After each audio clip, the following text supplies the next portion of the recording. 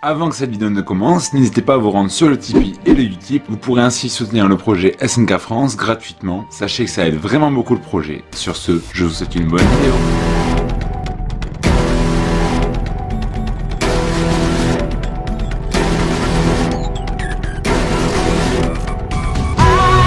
Salut la team, j'espère que vous allez bien. Aujourd'hui, on se retrouve pour l'épisode 21 de Shingeki no Kyojin. Je serai en compagnie de Tom pour cette vidéo. Et tout d'abord, merci à toi d'y participer. Mais ma foi, quel plaisir d'enfin participer à une de tes vidéos. Et j'espère en tout cas que ça ne sera pas la dernière fois. Allez, c'est parti, let's go.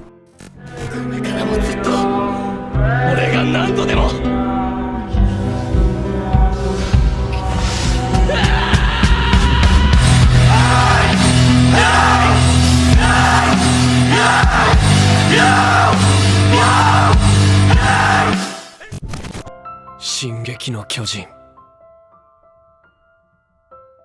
L'épisode commence par Kruger, sa forme de titan, qui broie le dernier survivant des soldats morts, et le balance à la mer. D'ailleurs, je le trouve méga stylé sous sa forme de titan. Il me rappelle beaucoup celui d'Eren, et il est très différent de celui que Grisha va posséder. Grisha reprend alors sa place de narrateur, et explique alors ce qu'est la mer. L'opening démarre ensuite, et c'est une grosse réjouissance pour ma part, car je le répète, bon sang, qu'est-ce que j'aime cet opening. Ah là là, je m'en lasserai jamais. Nous découvrons que l'épisode s'appelle Shingeki no Kyojin. Je pense y revenir plus tard, mais c'est un élément très important, et comme je vous l'ai dit dans la précédente review, j'attendais beaucoup de cet épisode et toutes mes espérances ont été comblées. C'est pour cela, même si je connaissais les événements de cet épisode, j'avais vraiment trop hâte. Bref, reprenons. La chouette se présente alors à Grisha. Elle se nomme Eren Kruger et est comme lui un descendant du peuple d'Ymir. Et grâce à la complicité d'un médecin, il a pu falsifier son test sanguin et s'infiltrer au sein des mares. Kruger ne manqua pas d'ailleurs de féliciter Grisha pour son investissement dans la résistance eldienne, même si, au final, celle-ci mena à la perte de ses compagnons et notamment de sa femme, Dina. Ce qui ne manqua pas d'éveiller la tristesse de Grisha sur son parcours de vie jusqu'alors. Grisha ne comprend pas pourquoi Kruger n'est pas intervenu plus tôt, et celui-ci lui explique que tout ce qu'il a fait, aussi impensable que cela puisse paraître, il l'a fait pour le bon déroulement de son plan et pour le bien d'Eldia. Malgré le sort que réservent les mares aux Eldiens, ceux-ci ont besoin d'eux pour utiliser les titans primordiaux. Grisha apprit également la raison pour laquelle Kruger l'avait choisi en tant qu'héritier de son titan et porteur de son idéologie. Entre autres, c'est cette haine développée envers les mares et cette soif de justice palpable qui poussa Kruger à le choisir lui plus qu'un autre. Et oui, si Grisha n'avait pas 15 ans en arrière entraîné sa sœur au-delà des limites du camp, toute l'histoire que nous connaissons aujourd'hui serait fondamentalement différente. Nous avons donc un bref récit du passé de Kruger et ses motivations. Ayant vu sa famille se faire massacrer et brûler vif, quoi de plus normal que de comprendre sa réaction et sa haine pour les mares. Cependant, le prix à payer est parfois lourd sur la conscience, et au lieu de restaurer Eldia, Kruger condamnait ses compatriotes à une destinée de titans, errant pour toujours sur l'île. On remarque que ce soit du côté de Kruger ou alors de Grisha, les remords et les regrets sont présents, ce qui rajoute un côté dramatique à la scène.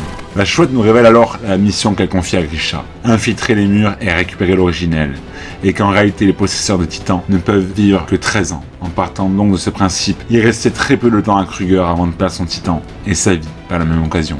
Donc cette passation à Grisha est tombée merveilleusement bien. Retour sur le présent, où Eren, le Eren que nous connaissons, précise que la chouette a parlé de malédiction d'Ymir. Cette malédiction, qui destinerait le nouvel hôte d'un des 9 titans primordiaux aux 13 dernières années de sa vie à compter du jour où celui-ci reçut son pouvoir de titan. Armin prend d'ailleurs étonnamment bien le fait qu'il lui reste 13 ans à vivre, son évolution depuis le début est vraiment surprenante, il a sans doute compris qu'il avait une deuxième chance. Eren, lui, réalise qu'il lui reste un peu moins de 8 ans à vivre, et qu'en cas de non-transmission, le pouvoir se transmettrait automatiquement à un nouveau-né du peuple d'Eldia, comme si tous les Eldiens étaient reliés par une sorte de chemin invisible. Un chemin par lequel Titan, pensée, souvenirs et tout ce que les hôtes auraient en commun passeraient de l'un à l'autre via ce chemin, régi vers une même direction, imposé par un axe, cet axe qui n'est autre que le Titan originel.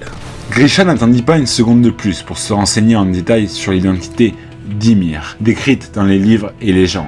Une femme qui pour certains est vue comme ayant pactisé avec le démon, et pour l'autre, les Eldiens, la vénéraient comme une déesse, un moyen d'apporter paix, développement et prospérité à ce peuple. Et là, Kruger nous sort une phrase qui, au premier abord, peut nous paraître futile ou sans importance, mais entre nous, aujourd'hui, on connaît bien SNK. La vérité n'existe pas en ce monde. Voici la réalité. Chacun peut devenir un dieu ou un démon. pour peu que les autres en décident ainsi. Ce que Kruger vient de dire n'est absolument pas à prendre à la légère. Cela peut nous laisser présager beaucoup de choses à la construction de l'histoire. Gardez ça dans un coin de votre tête.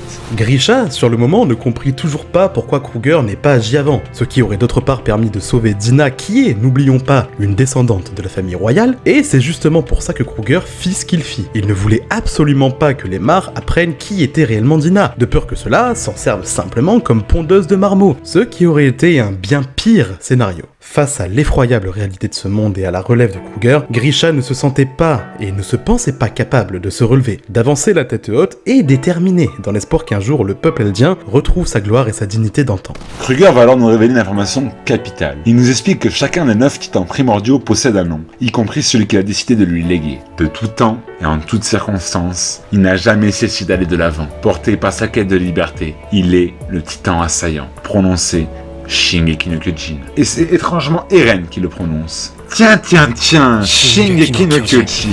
Une vraie réflexion se déclenche alors. Le titan assaillant serait le protagoniste et le véritable nom de son œuvre. Un véritable easter egg. Depuis le début de l'œuvre, le véritable nom de l'attaque des titans serait donc le titan assaillant, ou encore le titan qui va de l'avant, même le titan de la liberté. Personnellement, j'ai vraiment beaucoup aimé ce coup de génie d'Isayama. La vérité était sous nos yeux depuis le début, et nous nous en étions même pas rendu compte. Franchement, chapeau à toi. D'ailleurs, si vous voulez en savoir plus sur le titan assaillant, je vous invite à répondre au sondage qui s'affiche en haut à droite, à savoir si une vidéo spéciale dessus pourrait vous intéresser, puisque c'est mon titan préféré. Et également, je vous recommande une vidéo très chaudement, qui est la vidéo de Iconlast, en feat avec cours de japonais, qui nous en apprend un peu plus sur le nom de l'œuvre. Allez y faire un tour, c'est une vidéo de qualité. Reprenons. Nous avons la traditionnelle explication transition, nous apprenons des éléments supplémentaires. Le seul problème, c'est qu'à l'heure actuelle, ce n'est pas encore traduit. Suite à la transition, nous entrons dans la partie de l'épisode la plus lente et la plus calme. Eren est en prison et son séjour est abrégé suite à un interrogatoire un peu intensif, il est vrai, d'Anji, qui veut obtenir des réponses suite à un monologue d'Eren sur son titan, le titan assaillant. Levi annonce à Eren qu'il doit vite s'habiller et qu'on les attend pour son audience. De plus, on apprend que la reine est en visite à Trost et que nos héros vainqueurs du colossal et du bestial devront livrer audience devant toutes les têtes dirigeantes afin de récapituler leurs découvertes sur la vérité de leur monde et la tournure potentielle des événements. A noter que la lettre qu'Ymir avait confiée à Eren, qui s'est vue se la faire... Merde.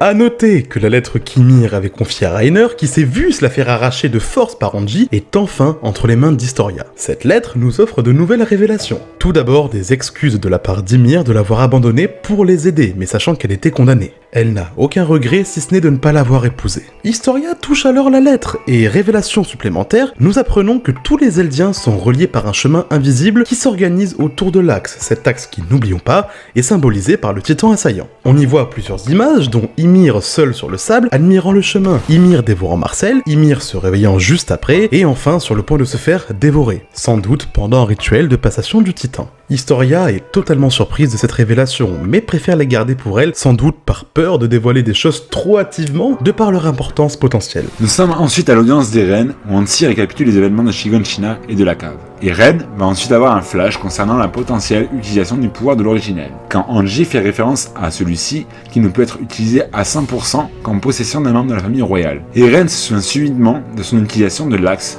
à un moment précis.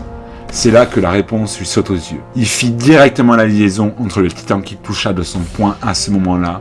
Ce titan n'était autre que Dina Fritz, la première femme de son père et descendante de la lignée royale. Cela lui vient comme une évidence. Pour utiliser le pouvoir de l'originel sans être de sang royal, il suffirait à Eren d'être en contact avec un descendant direct d'Ymir Fritz, donc un membre de la famille royale. Ce qu'était donc le titan souriant, aka Dina Fritz, qui d'ailleurs est le titan qui se verra dévorer la mère d'Eren et Hannes. Il décide par ailleurs de garder toutes ses suppositions pour lui, de peur de trop en dire et d'impliquer des personnes dans la bataille qui n'auraient pas leur place. Il fait évidemment référence à Historia. La séance au tribunal se termine par une ultime révélation, à savoir que le peuple des murs descend d'une lignée capable de se transformer en titan. Et les ennemis ne sont pas simplement les titans, mais le reste de l'espèce humaine. Les Eldiens, grâce au pouvoir des titans, qui pourraient à nouveau dominer le monde, et c'est la raison pour laquelle le reste de l'humanité souhaite leur éradication pur et simple. L'épisode continue donc par la transmission de l'assaillant, avec Eren Kruger qui affirme que ça sera la fin des Eldiens si les Mars s'emparent de l'originel. Grisha pense que le roi des murs ne le permettrait pas, mais en réalité il s'en moque complètement. Les dernières paroles de Kruger semblent floues, mais on peut penser que c'est pour ne pas détourner Grisha de la mission qui lui a été confiée. Les dernières paroles que l'on voit de Kruger sont que le roi des murs a effacé la mémoire de ses sujets et leur a fait croire que l'humanité a disparu, et qu'ils sont les seuls survivants, excepté les Ackerman, comme l'image de Kenny et Julie, le frère de Rod Reiss, côte à côte nous le rappelle. Il demande également à Grisha de fonder une nouvelle famille, ce que Grisha refuse dans un premier temps et prétend qu'il va perdre la mémoire de ses derniers instants, mais Kruger lui rétorque que ce n'est pas nécessaire et que ceux-ci peuvent ressurgir chez d'autres. Il lui recommande de s'attacher aux personnes qu'il rencontrera afin de ne pas reproduire encore et encore les erreurs du passé. Enfin, nous avons la phrase qui nous travaille depuis le début, nous qui lisons le manga quand l'avons découverte. Si tu veux sauver Armin, Mikasa et les autres, accomplis ta mission. Bien que Kruger lui-même ne sache pas pourquoi il cite ces personnes, sachant qu'à ce moment-là de l'histoire, aucun des deux n'était encore né, ça donne l'idée d'une boucle temporelle. Une vidéo que nous avons déjà réalisée sur cette chaîne, et dont je ne suis pas peu fier. La phrase « Autrement, tout se répétera à nouveau », la même histoire, les mêmes erreurs, encore et encore. Et cette phrase sur Armin et Mikasa est une torture pour nous fans depuis que nous connaissons cette phrase à ce chapitre. Kruger se pose lui-même la question, à qui appartiennent ces souvenirs? Pour moi, la boucle temporelle prend tout son sens. D'ailleurs, une partie 2 est prévue, et elle arrivera prochainement. L'ending est totalement différent. En termes d'image, il nous montre des images de la rencontre entre Ymir et le démon de la Terre, la gloire des Eldiens et la construction des murs. Waouh, c'est complètement ouf! Ça spoil un petit peu, mais je vous assure, ça ne spoil pas. Si vous ne lisez pas le manga, vous ne comprendrez pas. Donc ce n'est pas très grave. C'était un spoil sans être un spoil en fait. Mais laissez-moi vous le répéter une dernière fois. Je kiffe vraiment, totalement de fou cet ending. Et je vous assure qu'il y aura une vidéo spéciale. Et comme il y aura eu 2 endings, eh bien on fera une vidéo avec les 2 endings. Concernant la preview, nous avons des images très intéressantes. Et on a la hype malgré que ce soit le dernier épisode par Wit Studio. Ouais, c'est aussi dur pour moi que pour vous, je sais. 戦えば自由があると信じていた。外の世界に夢を見ていた彼らは人類の真実を知り、一体何を思うのか。次回、壁の向こう側。 Pour ce qui est de mon avis, j'ai vraiment apprécié de fou cet épisode, vu toutes les révélations qui ont été annoncées. Même si en vrai j'étais déjà au courant, vu que j'ai déjà lu les scans. Et franchement j'ai kiffé, parce que mon titan préféré étant le titan assaillant, cet épisode j'avais beaucoup d'espérance. Et finalement il a répondu à toutes mes espérances, à savoir cette fameuse phrase. Beaucoup de choses sont emboîtées dans ma tête et dans la vôtre, maintenant vous savez la vérité, donc n'hésitez pas à me dire en commentaire ce que vous en pensez. Mais moi personnellement, j'ai beaucoup aimé. Pour conclure, je vais laisser mon ami Tom donner ses impressions, et je le remercie infiniment pour sa participation. Sa chaîne sera en description. Et nous avons prévu de faire beaucoup de vidéos ensemble. N'hésitez pas à vous abonner, il s'aimait vraiment à YouTube et il aura besoin de notre soutien. Donc, abonnez-vous. Donc au final, j'ai globalement surkiffé l'épisode. Certes, un épisode blabla, mais du blabla hyper intéressant. Et dans mon cœur, ça a presque plus de valeur que des grosses scènes de fight. Voire même carrément plus. Mais c'est ça SNK, c'est beaucoup de blabla, c'est pas mal de fight, et au final voilà, ça fait la recette magique que SNK seul sait faire. Enfin, Kisayama seul sait faire. Donc ouais, globalement un épisode incroyable, de toute façon, comme tous les épisodes de cette saison, c'est fou. En tout cas, c'est vrai que nous aussi, on aimerait bien savoir votre avis sur l'épisode en commentaire. Parce que bon, c'est bien beau de parler de nous tout le temps, mais vous, qu'est-ce que vous en pensez au final ? Et je vous cache pas que oui, c'est aussi pour vous faire écrire en commentaire et pour référencer un peu mieux la vidéo. Mais bon, on est sincère avec ça, alors autant rentrer dans le jeu, vous croyez pas ? Allez, faites un effort, quand même, enfin. Ouais, bah j'espère ne pas avoir fait trop tâche sur cette review. Parce que ouais, il faut le dire, je ne suis pas non plus hyper habitué à ce genre de format. Mais bon, le principal c'est que vous qui nous écoutez, ayez passé un bon moment en notre compagnie. Avant de terminer cette vidéo, je voudrais remercier Clément Neuneu pour son don. Franchement, ça fait chaud au cœur. Et je remercie également toutes les personnes qui me soutiennent via Utip et Tipeee grâce à la pub. Franchement, vous êtes super géniaux. Merci infiniment. Et surtout, quoi qu'il arrive, soyez forts comme l'assaillant.